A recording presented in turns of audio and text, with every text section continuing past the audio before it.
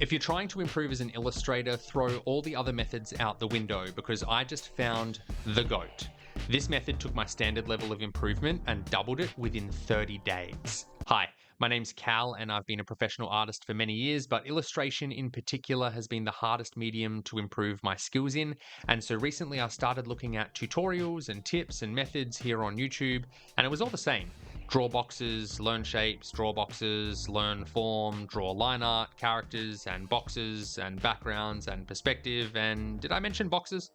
Now, on this channel, I'm always looking for tips and tricks to share with you while I learn more on my own journey. And I discovered this method mostly by accident, and it's a game changer. I've called it the daily reflection method, and it comes in two parts.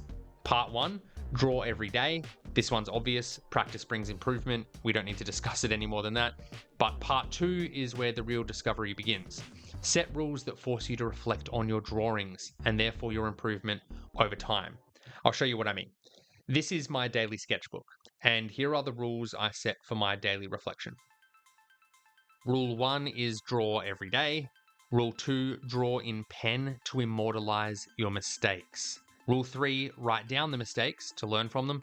Rule 4, every 10th drawing, use pencil first and attempt a mistake-free picture. And Rule 5, revisit the book after 1 year and compare. Drawing in pen is the important part because even though you can correct it with darker lines and thicker pens, you can never erase the mistakes you made. And that's what we want. We want mistakes, as many mistakes as possible. I mean, look at this. The light pen is the sketch and the dark pen is the correction. See the notes I've made of every mistake I could find? The cheek indent wasn't there, the eyes are misaligned, the Loomis sections are horribly spaced, and this chin needed shortening. Here's a box exercise, and that's also something to remember. I try to draw super varied things so that I'm getting outside my comfort zone instead of getting stuck on just the things that I'm good at. These boxes on the edge here are identical to the inner boxes. I'm not sure how I made that mistake. And this one looks like an accidental tesseract.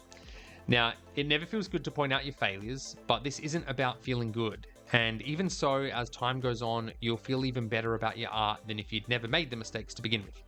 Here's some forms and shapes for practice, and here's a dystopian kind of broken down giant robot with some mist and leaves and rocks. Lots of mistakes I've pointed out here. Day 5 was more boxes, this time as heads, so I didn't get bored.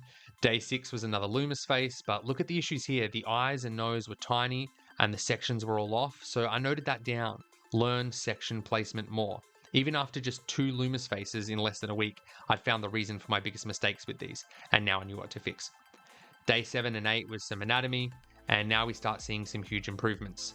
Day 9, some fish and a turtle. The shading and volume is looking great on these. Still pointed out my mistakes, like the line weight here. Day 10 was finally time for an attempt at a mistake-free drawing. Every 10th drawing, I get a reference image and I use pencil to sketch and then pen to ink a final illustration. Now I can see my own mistakes in this and I'm not a huge fan of those, of course, like the roof and perspective of the treehouse here. But overall, I'm super proud of this one and I've already seen a massive improvement in my drawing because all these little mistakes in the 9 days prior are fresh in my mind to improve upon while I'm drawing this picture.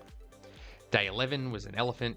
Day 12 was a Ninja Turtle, and there's so many mistakes with this one, but that's what I want. I want those issues to be in my face, so I can't ignore them or avoid them and getting stuck inside my comfort zone. Day 13, more boxes and shapes, this time with characters and objects around my house. 14, some random heads of people I know. This is where I discovered I naturally draw eyes too far apart, with or without the Loomis face involved, so that was a good catch. 15, this is more my style of drawing, which is cartoon stuff, but this time I'm breaking it down into shapes and volume. 16, my first crush, Jessica Rabbit, a lot of mistakes written here.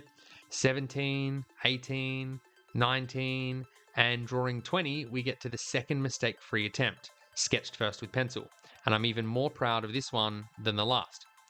The next 10 days, I spent a lot of time on those fundamentals again, but look at the rate of improvement here.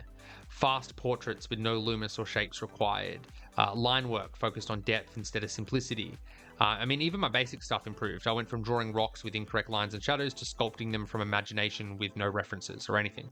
And day 30, as a cherry on top, I drew my favorite comic book character, Batman. And I gotta say, even though there's still an awful lot of mistakes here, just look at the differences between day 1 and day 30. This was just 30 days of sketches. And from day 1 to day 30, you see a massive improvement. And that's after years of drawing and years of practicing different methods.